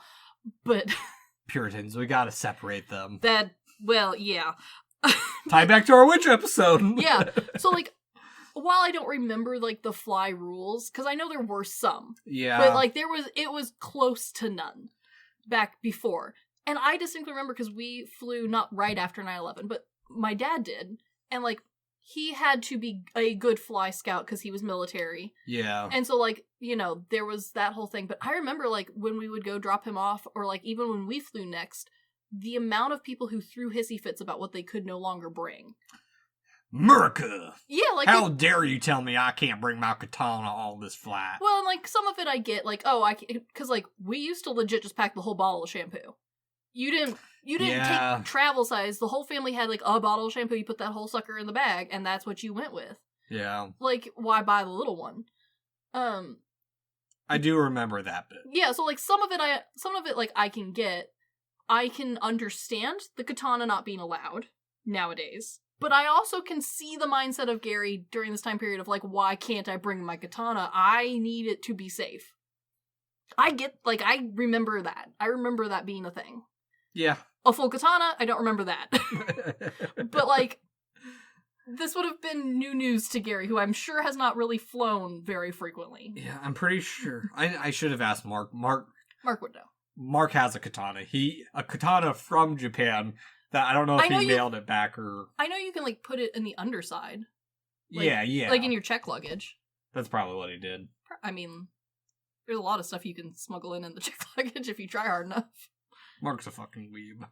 I mean, if you're gonna go to Japan as a weeb, why not bring a katana back? Yeah. That'd be dope. But anywho, enough about the katana talk. Yeah, Gary does eventually get on the plane, don't worry. Yeah, he gets to Israel, and then he immediately crashes his glider. Because did Gary do any research on the 18-hour flight to this? No. Not a lick. Or any testing beforehand. He's in Colorado. There are hills and mountains he could jump off of. It's incredibly popular, like, around that area. It's popular in Kansas, and it's flat as hell there. So, like, I know there's people who do it. There's enough wind in Kansas. There is a lot of wind in Kansas. And, like, I say there's no hills. There's no hills compared to the rest of the country, but, like, there is bluffs and hills. Mm-hmm. They're just short. Yeah. And so, I distinctly remember people in college doing it. So, like, it's not like he didn't have resources to ask. He just didn't know anyone. I actually, my brother and I forget what we were looking at, but we looked up the tallest point in Nebraska. It's called Panorama Point. Yeah. It is in the middle of a plain. Yes, it is. And it's just like, okay, I was expecting something a little more interesting since Grand Island has one hill. Fuck you, Tyler. You'll get to this episode eventually. You slapped me 2 times over years over the Uncanny Valley. That's why he slapped me for that last year and this year too. He's still angry about that. I understand. But yeah, I mean, I've been to the tallest point in Kansas several times. I've hiked up it. It's beautiful. People do jump things off of it. It's not super popular because there's a highway right there, but like you could do it. Fascinating. Like Gary lived where there's actual hills. He could have asked somebody, but he didn't. He most certainly did not. And because of this, doubt comes to him as he returns to America. Crippled, Yeah, he does hurt himself doing this. He's got like a broken leg and a broken arm. Okay, and... he keeps saying they're broken, but he never goes to get a cast. No, this time he has a cast. Oh, that's right. Yeah, this is the time he is grounded. And I love how he's like, "Oh, I'm so crippled." And Wendy's like, "You're fine." As crippled as a girl with cerebral palsy. Like, Wendy. Yeah. You're crushing this man's dreams. Yeah, which I also love his souvenirs that they have intention, but they fall flat. Yeah, and like he thought about it, but like also Gary's one of those sort of people who like says a slur to the person that it's against without realizing that it might offend them. Yeah. And I mean, it's different because my we had to talk about this over. Sorry, there's a lot of holiday talk this episode because we're just leaving Thanksgiving. Yes, and we got to see all of the people who remind us dearly of Gary. Well, there was a story that was brought up of my Oma throwing my cousin Zach into the pool because he kept calling her a kraut. Yeah, I'd throw him in the pool too. Yeah, little shit. I can't throw him in anymore. He's in college on a wrestling scholarship. You could try hard enough. He's also a farm kid. Like, grew up on a farm raising animals. Mm-hmm. He's got them farm boy muscles. Yeah, I went to high school with those kids. Yeah, I know. Yeah. Yeah, no, you call your grandma that again. She'll throw you in the pool anyway. She doesn't care. Nah. My mama's not that strong. Yeah, that you know of. Oh, no. She's an old German woman now. That doesn't stop. Stubborn, but... That will get you in the pool. Yeah. She'll beat you until you're in the pool. You jump yourself. But Gary's a smooth talker. He is. And he also says he can't settle down. He's still contemplating. And I mean, God did tell him to go do this. He got to try. Yeah, and I mean, he's still going to be a handyman, but to be fair, Wendy is the reasonable one. She's trying to bring him down. And he does decide to take a quick break for the domestic life, which is... probably for the best. Yeah, but God has other plans. Yeah, god damn it, God. Women shit getting into a man's business. How dare Wendy? Also, please note that throughout this entire portion of the movie, Gary has not continued with his dialysis. As we've seen. We can assume that at this point he is still doing his dialysis. When he went back in to live with Wendy, might be the first time he has done dialysis in a while. Yeah. Which... We're running out of kidneys, Gary. Yeah, and Gary this whole time, while God's being a dick to him, he's like, I tried. He's like, I set you on a journey. There's going to be challenges, Gary. It's not going to be... Easy. Yeah. I'm not going to hand feed you. Here's Osama bin Laden. Here's the castle that the French are actually in. Yeah, I will smite you from history if you don't do this, Gary. Gary's God is kind of a dick. Hella dickish. And I love so it. Dickish. I also love that at no point does Gary's critical reasoning go, the entire U.S. military during this time is looking for this man. Oh, let's also set the scene. He is in a bar. Yeah, he's in and not just any bar, small town bar. Yeah, well, it's a Greeley bar. Greeley's not a small town. No, but it's also not crawling with people. No, it's your hole in the wall bar that everyone's been to. There's the regulars who have been there since high school. And, Gary's there during, the weekday. Mm-hmm. During business hours. Yes. That is a very good point, because he does return to Wendy's drunk, and... Oh, Wendy puts up with so much shit. Bless her.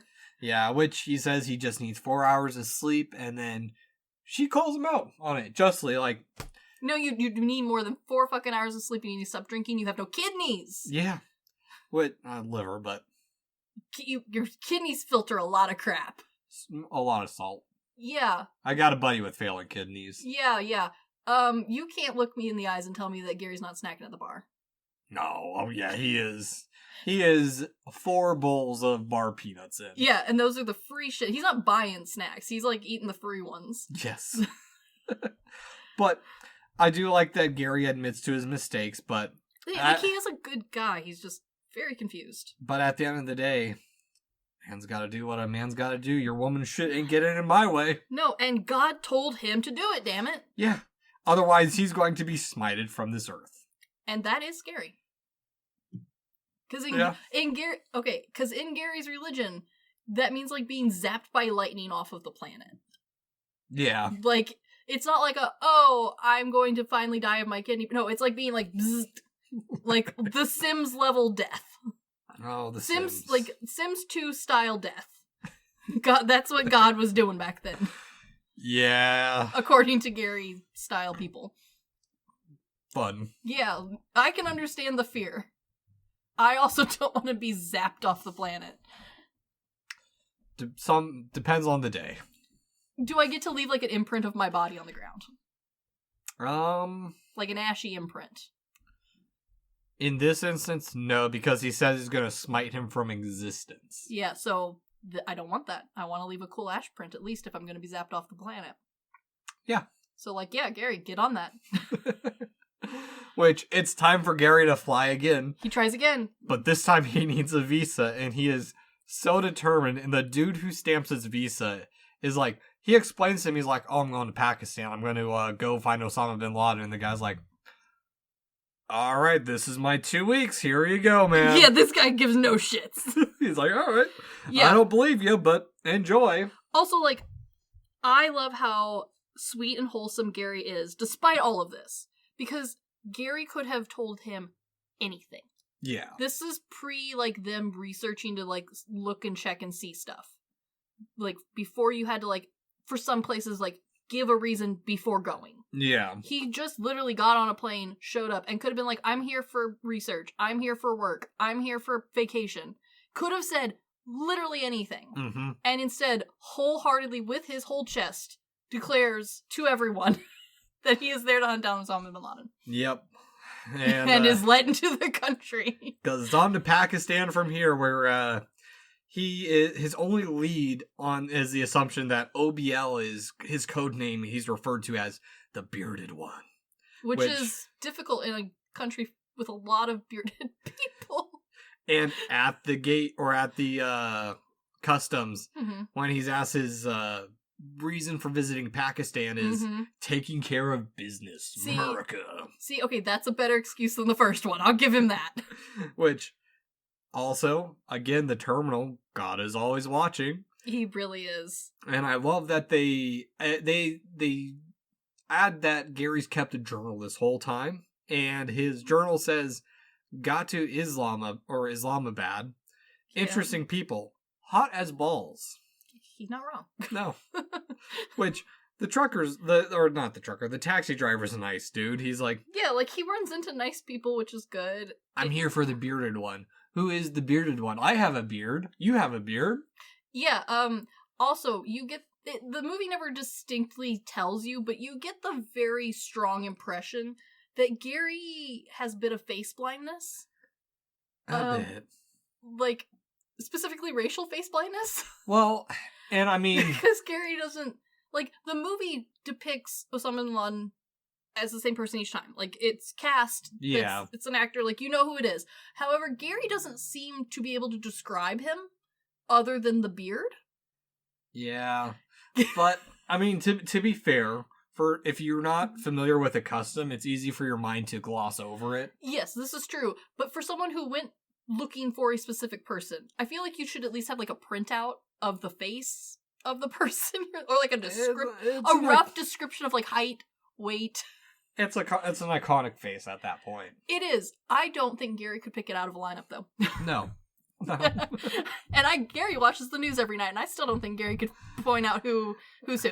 Yeah, which also there's a bit too that just shows how American Gary is. God. I've scoped with people like this. Yep, same.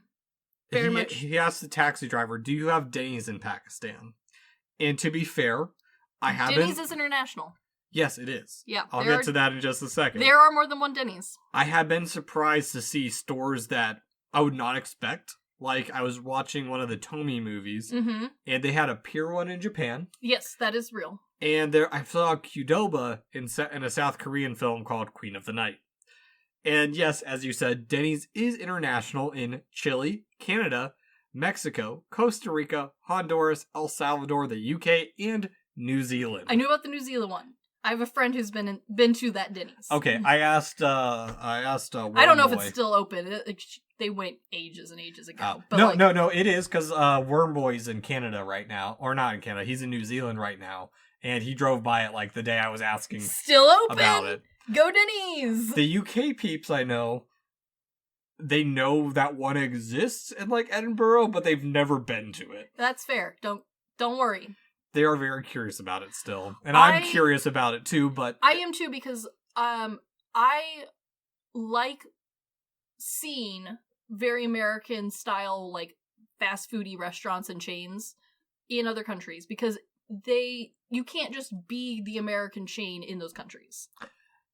Because, first off, our food that you get is different than the food they're going to get there. Like, you're already starting off with different ingredients. Yeah. And as we know, American ingredients are made out of cardboard and lies. Especially if you're, like, at Denny's level quality. So, I am curious. I would like to know. I appreciate that he at least picked what for Gary would be a middle to higher end style restaurant. A family diner. It's a family diner. You sit down. There's it's no not drive-through. Waffle House. There's no drive-through. Sure. At least not back then. There's probably a drive-through now, but... Oh, yeah. But, like, back then, it was a sit-down. Yeah. Yeah. It was still greasy as hell, and, like, not good. But... don't go. You will be sick. The last time I was at anything, I went to the Village Inn on Pi Day with a group of work people, and it was, like, the year I started at HFA. But Village Inn does have a good deal on Pi Day. It's like $4 for a whole pie. Isn't it like 4.13? No, that'd be too silly. And it's not that Pi Day, it's on Pi Day the Pi Day. It's not Pi Day the Pi Day. Lame. There's two different Pi Days. Bullshit. There is, in fact, stupid. I'm sorry, but that's just how it is. I don't get it. Whatever. I don't either, but that's how it is. But At the hotel, Gary Faulkner he introduces himself as Gary Faulkner, USA. Okay. According to, from this perception, even likable by the Pakistani people. Yeah, he seems to be getting along all right. He just asked to be called the G because they mess up his name. That's, you know what? Why not? Yep. And we cut right into day one with reconnaissance. Dangerous and looking for clues. He's trying so hard. He's focused. He is focused. Yeah, I mean, he's also kind of adapting, at the same time looking for souvenirs as always. And, like, his souvenir budget is like $5. He's being taken advantage of because he doesn't understand. He's like... There's a lot that he didn't look into before coming here. Well, and, like, every time you see it, he's like, okay, this is nice. Here, I'll pay you this for it. It's like not even asking the price. He's just he's dropping dollar bills. He is the most stereotypical American where, like, he doesn't know you should barter. He doesn't know what the conversion rate is. Like, he doesn't know what the average price of a good is. Like, at least he is admitting that finding bin Laden is harder than anticipated. Yeah. Like, he is trying his best. He just did no research before showing up. Yeah. And also, he doesn't seem to be very, like, quick on the uptake. Nope. Because, like, right into day two, like, he's very much treating this like a vacation. Because day two, he's awoken to prayer, and he made chicken wings for everyone. That's very sweet. She breaks his tooth and has it removed. Yep. Smoking with a group of people. I mean, he's friendly. Which, I do like. The music choice, The Truth Shall Make You Free by King Hannibal, is a nice choice. It is a good pick. Because he's also dancing with the cops. He's obviously... Like, he's having a great time. He's in love with Pakistan. And honestly, like, I'm glad. Because this movie very easily could have turned into what, during the time period, a lot of these people ended up with was just blatant hate for the entire country and the entire people. Well, and which isn't fair. No, exactly. And the whole, like, this movie does a good job of kind of, like, humbling what it's like there. Yes. Because he's... Granted, I don't know if this is really what it's like, but there's, like, Pakistani aerobics classes and just, I will have to ask my aunt and uncle as they have been. Okay. But I also like this part because there's a little arcade where he karate kicks the pinball machine into working like the Fonz. Which is hilarious. Yeah. Because, like, he's getting along with people great. He's having a good vacation, minus the fact that he is looking for Osama bin Laden. Well, immediately he gets his money stolen and he chases through a prayer and through the streets. Yeah, he, like, just interrupts people's worship. Yeah, and then on top of that, he runs into someone's home and intimidates them with a katana. Yes, he does! Like, he's such a mess, but at the same time, everyone seems to understand that he's just, like, there. Like, no one's ever really, like, that upset with him. This is our crazy American. Yes, it feels like he is, like, they're like, hey, look, have you met this man? Yeah, because immediately we cut to the CIA offices in Islamabad, where Dwight Schrute, he will never ever be anything other than Dwight Schrute. And that is correct. I think this is the second movie we covered with him in it. I think so, actually, yeah. Because the first one's the Meg. Yeah, yes, he is once again in that one. Where they have a profile on the American samurai fucking up their investigation. I love that he's, like, not only is he, like, doing a bad job, but he's doing such a bad job that he's legitimately in the way. Yeah. Like, because, like, that takes talent. Yeah. Because there's no way he's the only American there. Like, no. Well, because I remember, like, after this happened, a lot of people did go to these places because it was cheaper. Like... Shocking. Yes, but, like, it is not maybe the best practice, but it is a common known thing that, like, after a big disaster or after wars, those countries, it is cheaper to go visit them. And so people who are looking to, like, explore the world, that's one of the ways they get to places cheaply is like, oh, we just got done with a war in Pakistan? Time to go to Pakistan. Yeah. Yeah, and I mean... So, like, I know he's not the only American there. He's just the only American doing such a bad job of, like, blending in and being normal. I will actually get to that in a little bit. Because from here we flash forward to, like, day 8, and then we get a montage to day 31. I love how long he's been here. Gary is obviously not doing well. He is spinning his wheels. He's having a hard time finding the man who's so difficult to find. I love the jab at the CIA that they can't even find this crazy katana wielding Gary American. Is not even hiding. No. Gary's just out in the open and they can't find him. No, and I love the banter with the CIA is you just want to be a Dutch James Bond. And then they're like, yeah. They're like, oh yeah, no, best Bond is X, Y, or Z Bond. And they just have movie discussions basically. That's accurate though. But I also like that it's really messing up the feds too. It's kind of funny. Oh yeah, no, this whole movie's just a jab at everyone. It's great. Yeah. And Gary in his delusion. I love Gary. On TV sees a welcome to the Al-Qaeda Crips. Oh. And it is hilarious. Yeah. But it's hilarious because it's done in that over the top Borat-y style. Yeah. And so watching it, you're like, this is not real. Which Gary, come on, man. Because Bin Laden's here's where I sleep. Here's my dialysis machine. Yeah. Bin Laden definitely does not have a dialysis machine. No, Gary, he did. No, he did. But Gary needs that. Yeah. And that's what his delusional brain is telling him. Hey, Gary, you've now spent at least 30-something days without the dialysis machine. Yeah. Which Bin Laden's all here's the portraits of my idols, Idi Amin. For those who don't know, former dictator of Uganda, who is the basis of the book and subsequent film, The Last King of Scotland. Very good movie with, what's his name? James McAvoy. Yes. Tomness. Great movie. Terrible human. Yeah. Also, Ayatollah Khomeini, the former supreme leader of Iran. Also not the great. And George W. Bush, the maddest man alive. But I love how, for the time period, accurate. That's the appropriate jab to take.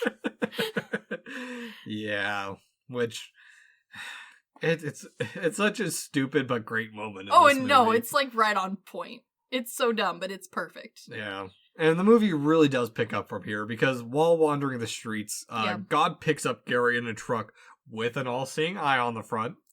It is there, which he's proud of the I love this moment of God because it's really a breakdown of his mentality of everything. He's proud of the paramecium. Yes. But God was a mistake because right now, even Noah put the paramecium on the ark, but Noah put syphilis and gonorrhea on the ark, which I love it poking the fun at if there was a massive flood, all these diseases had to come too. Yes. But God is just done with Gary in the world, and Gary's totally losing it, and God's oh, I don't have time to deal with you. I have to deal with Hezbollah, Ebola, Obama, Coca-Cola. You're just throwing out names. He helps others he helps those who helps himself. Rude. Gary's trying so hard. But there's nice alliteration to it. Oh, there is. Yeah, I mean, it's a nice nod at Gary, even saying, hey, you're in over your head. You've got to do other shit. You really, yeah. But actually, come on, Gary. Yeah, because the next morning, Gary is still having hallucinations because of the lack of dialysis. Yeah, seems like a problem. Or as he put it, a shit ton of hash. That would also do it. Yeah. That might also be a problem. My money's on the dialysis. My money's on both. Because, he sees people watching him. Or no. There's someone shoots at them from the hotel. Yes. And he starts chasing this man, which turns out was a dispute between the men and not Al-Qaeda hunting him. Yeah, He steals an old man's motorbike and crashes it into a market, which, Gary seems to be really bad at driving shit. How hard was he to find? Apparently so hard. Yeah, because, this is the part where they find him, because we cut to the CIA interrogating him. Of course. Which, I love this whole conversation, because it's who's your handler? I'm a lone wolf. Is that your handler name? It makes me think of the SNL skit of, high schoolers are really into this. They're giving us all the names of these terrorist leaders that they've heard of. I sheet me drawers? Yes, it's very similar. It's got the same energy. Oh, yes. Which... you kind of get the feeling that both sides are just playing up and, meeting each other in, ridiculousness. Exactly, because it's very much a conversation of lunacy talking to reality. But the reality is way over the deep end. Like, he's at the CIA. But the CIA is also kind of in the lunacy as well, because Dwight wants to recruit him as an agent. Yeah, I do have questions about that. Yeah. Which, Gary's grounded there. He's like, can I at least go get my katana and my stuff? And they're like, yeah, fine. I did spend a lot of money on that katana. Yeah, but we see that he's made friends with the hotel. Oh, sorry, we skipped a part. I skipped ahead a little bit. Oh. This is the part where there's chaos as the guard is shot at. Or the guard is shot. Yes. And Gary goes on the run. Gotta get him. Yeah. Which, I mean, he's made peeps with the guys there. He is very friendly. Yeah, which we finally get a real action scene to this movie, because we haven't had anything up until this point. I like how on several different review sites this movie is listed as action, and like there is like maybe 5 minutes of action. Yes. Because the OG taxi driver, Javi D, is down because it's a chase like in the movies. Yeah, good for him. He's having the time of his life. Which he forces this taxi driver just to follow this dude on a bike. Yeah, just a random man. Yeah. Which even the taxi driver tries to help. He's like, let's go back. We'll talk about football and women and... like the things we normally talk about. Yeah. Which, I love this universality between men of like, anytime you put men together, the question comes out, well, what do you think about our women? What do you think about our sports? Yeah. Do you like sports ball? I love sports ball. Yeah. Even if it's not sports ball, it's women. Women are the men. Eventually we get all the way around. Exactly. Yeah. Which Gary is now on foot and oh so sneaky. No one would ever see this man coming. Which they see him come. The goat herders see him. Which yeah, he's not sneaky at all. Can you really imagine this dude in the middle of nowhere? Yes, that's terrifying. Yeah. I'm honestly amazed he made it this long. Yeah, which this part gets weirdly heavy at this point too, because like after he crashes in some ruins or some hut of some kind, God comes to him and just talks about like how he regrets creating man and all this, and it's just like it feels like Gary's having an existential crisis, but Gary is projecting that existential crisis onto God. Yeah. Yeah, it's great. I love this is a good way to have your character like really doubt in humanity entirely. Yeah, God is a reflection of Gary's inner turmoil of like, maybe I shouldn't have done this kind of thing. Yeah. But instead it puts it on a biblical scale of like, I fucking hate creating you, Gary. Why the fuck am I here? But at the same time, Gary's God would have that's on point. Gary's God has tried multiple times to get rid of humans because he fucked up. So, you know. Yeah, and we get to cut, which is obviously a dream from the get-go. Oh, yeah, no, it's very blatant. With Gary flying on his hang glider with a radio taped to it from at the start of the movie. Mm-hmm. And what is Gary's song of choice? High Flyer by Magic Fern. It's beautiful. It's perfect, really. It's fine. It's fine. I like the implication that this song is on like a cassette tape that he found to play on the radio. Yeah. Because, like, what are the odds that that's playing that he can get radio waves and, like, that's the song playing? Very, very unlikely. Very unlikely. It is much more likely that he has the cassette tape of this. Yeah. Not even the CD, the cassette tape. Which, I love this bit, too, because, like, he's like, I see you, Benny boy, Donkey King in the sky, I got my katana out, and everyone's on the ground like, oh shit, it's him, the guy we've been watching. He's finally cracked. Which I love in his dream, even he crashes. Yeah. Because he wakes up on a dialysis machine talking to Benny Boy. Yes. Yeah. Which, I love that OBL speaks good English.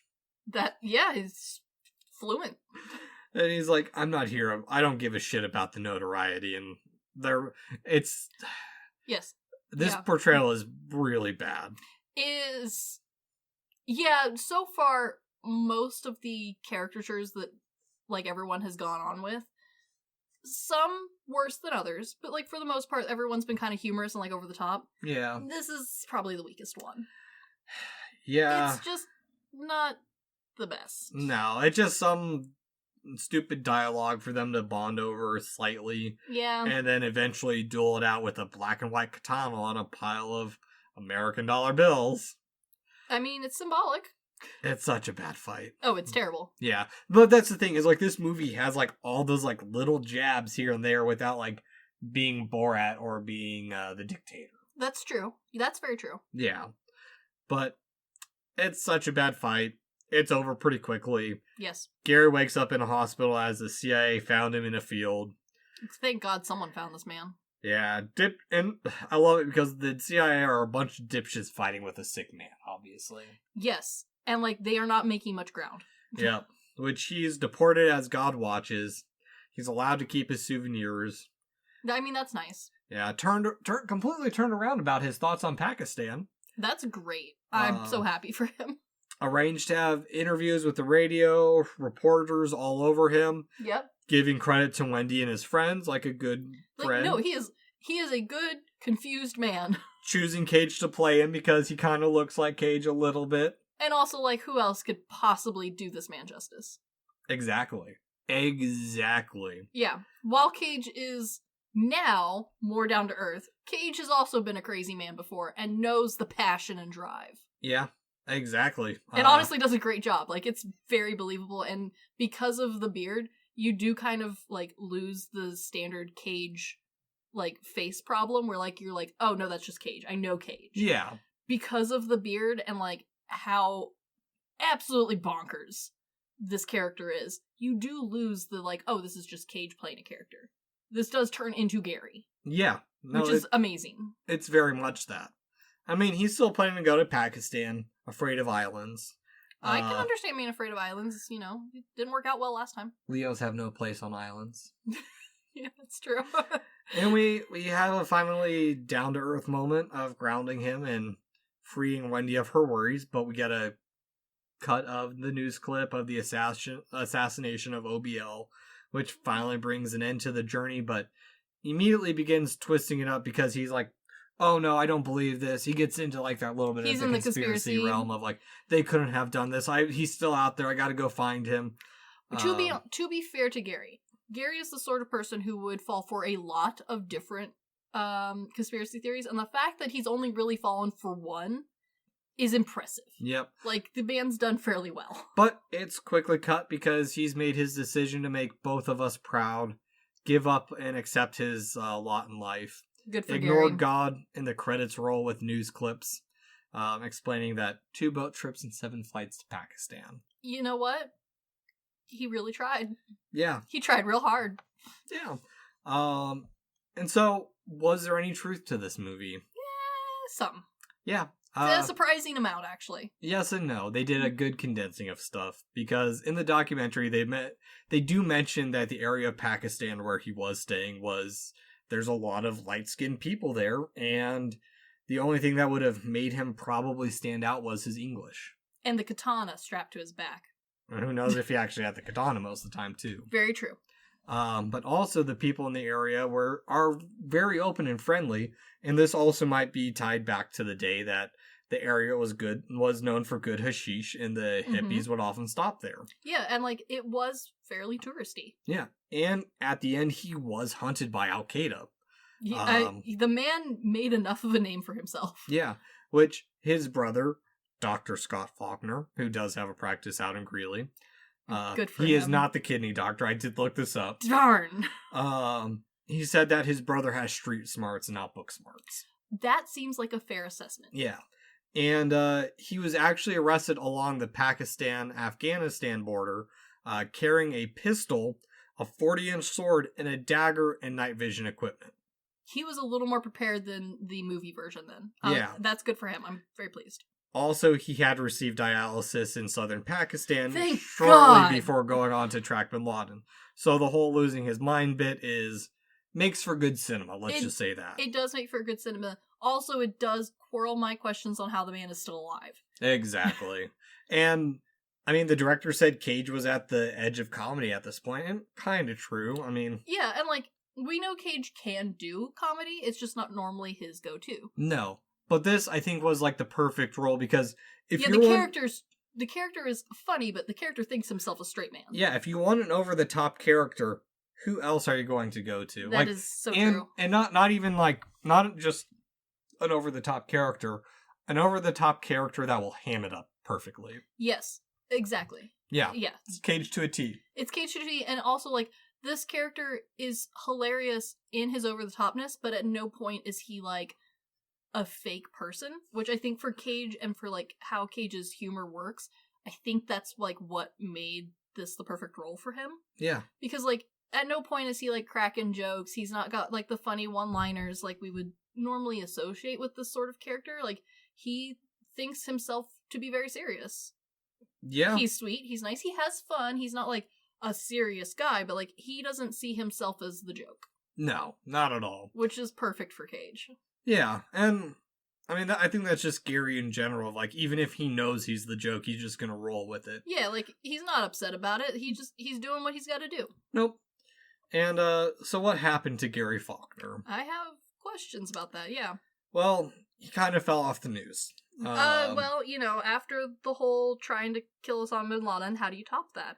Well, in 2011, he was arrested on gun charges after a group of people broke into his house and he fired warning shots to scare them off. You know, that tracks. That sounds about right.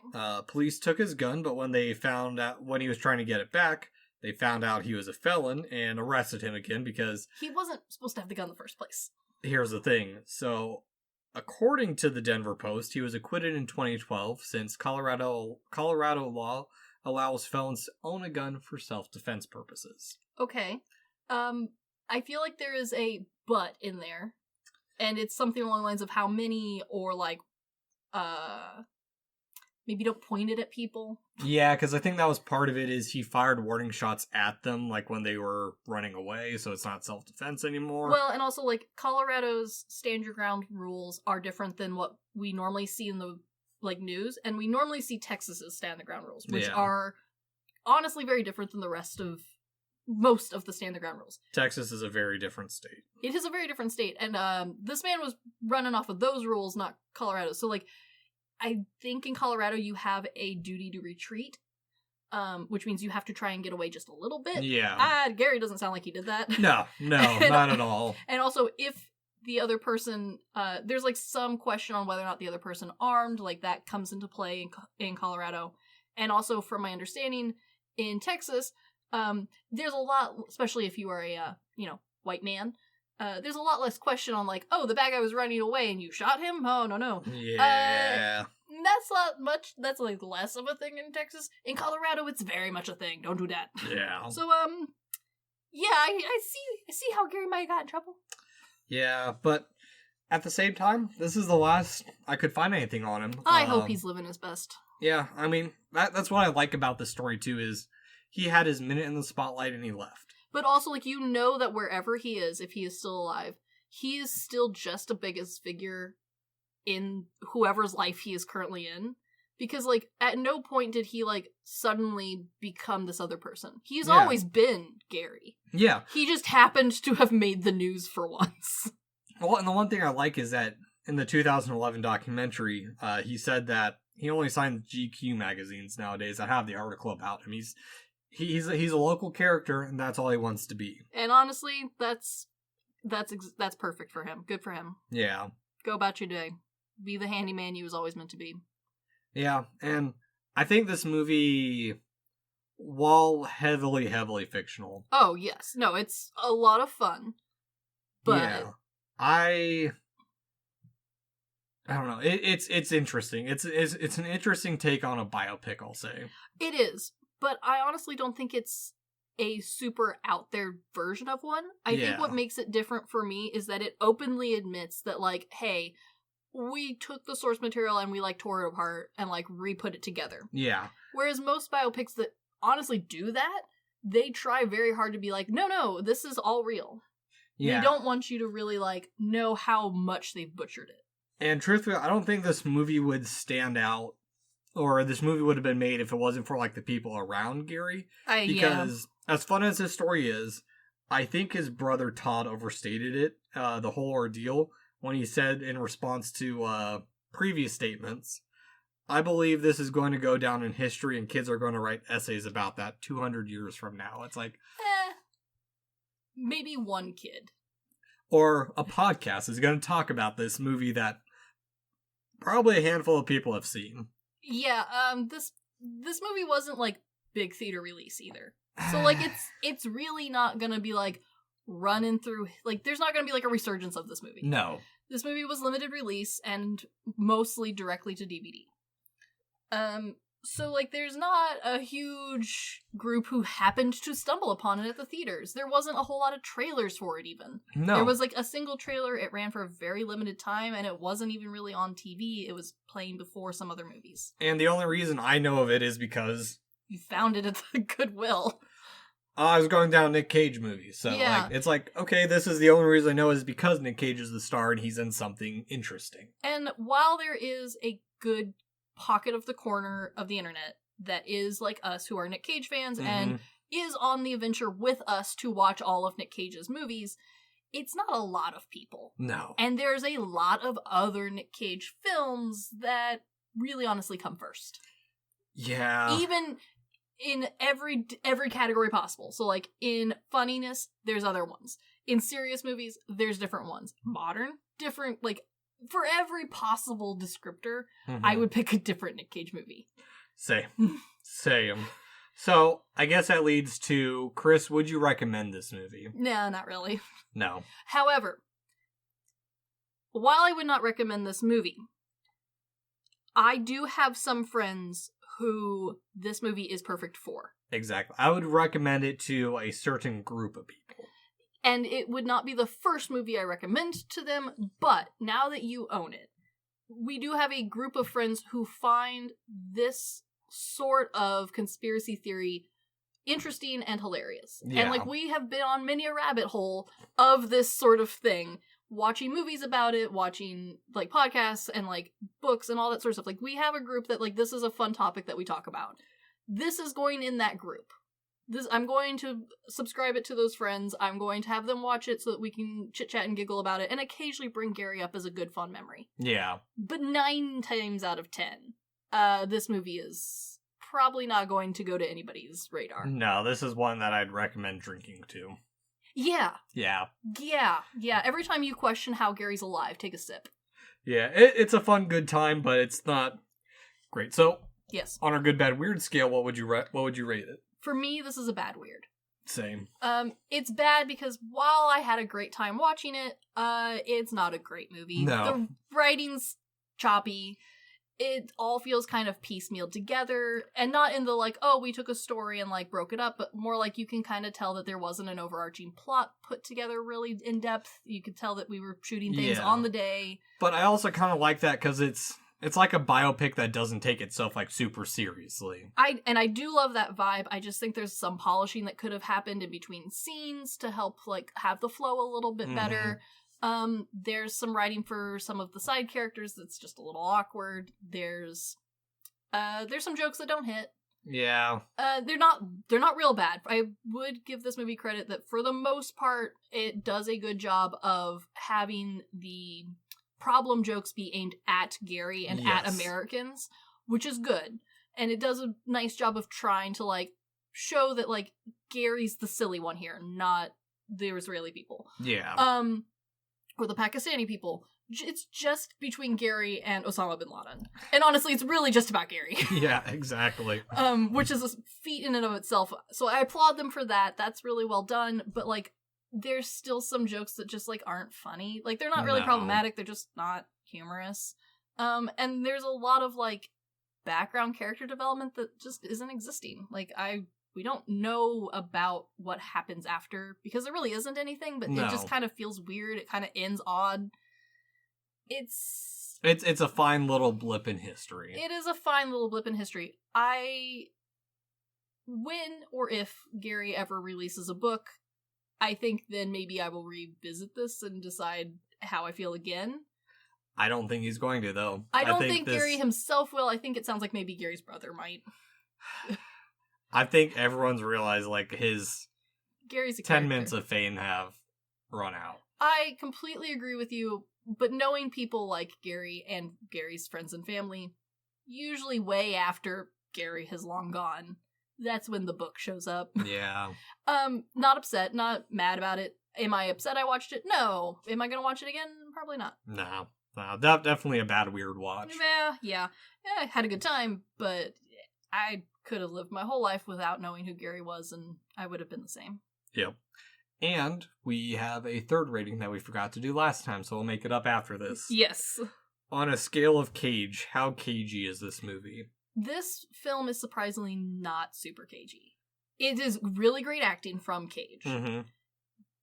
But Gary himself is more cagey than Cage, if that makes sense. So he's beyond the Cage spectrum. Yeah, in a way. So, like, Cage does a phenomenal job. So, like, I'm gonna give this a good 7 out of 10 Cage. Okay. But all of those 7 is for great acting, great dialogue, and great, like, reproduction of Gary himself. Once you have seen Gary in interviews and, like, read about him and, like, gotten to know the person that this is based off of, it is blatantly obvious that the over-the-topness that normally I attribute to Cage is just purely Gary. Exactly, and Cage is just channeling that in his nouveau shamanistic ways. Yes, and it's honestly toned down compared to what Gary actually is. Yeah. So I give Cage a lot of credit for, like, a fantastic performance. It was great to watch, a lot of fun, but Gary out-cages Cage this time. Yeah, I completely agree with that. On like a scale of like Family Man to Vampire's Kiss. Yeah. It's definitely it's middle ground. It's not Vampire's Kiss, no, but it's not Cage. Yeah, it is, or it's not middle of the line Cage. It is very new age Cage where he is relying less on himself and really putting those acting skills into practice, and it's a great job. But yeah, he's been out-caged by a random Colorado man. Good. So to backtrack a little bit, yes, National Treasure. Oh, Cageiest of Cages. Like a solid 8.5 out of 10. I think National Treasure is very middle of the road Cage. I understand where you're coming from. It solidified Cage for me, so I am giving it some brownie points there because there are some facial expressions. And bias. I am biased. But the reason I am biased is because, for me, National Treasure solidified a style of Cage that is, like, now what I expect from Cage. And I'm having to get over with new Cage. So the hairstyle, the clothes choice, and the attitude of, like, when he's not playing a caricature, for the time, the most of Cage that I think of is like, oh, he's being kind of an ass. A lovable ass, but still dicky. Yeah. That's kind of why I'm giving it the 8.5. It is not as over the top as A Vampire's Kiss. That's hard to beat. No. But it is bone-achingly Cage. Yeah. I don't know. For me, it's a fine character. Anyone else could have played it besides Cage. I see what you mean, but it wouldn't have been the same. It would not have been the national treasure it is. Oh, that's great. So, but anywho, this is the end of Nic Cage November for 2022. Sorry it got pushed back a little bit and extended into December just ever so slightly. But as we all know, Nic Cage is all times, so it is okay. Yeah, but anywho, this has been the good, the bad, and the weird Nic Cage November. Thanks for listening. Peace.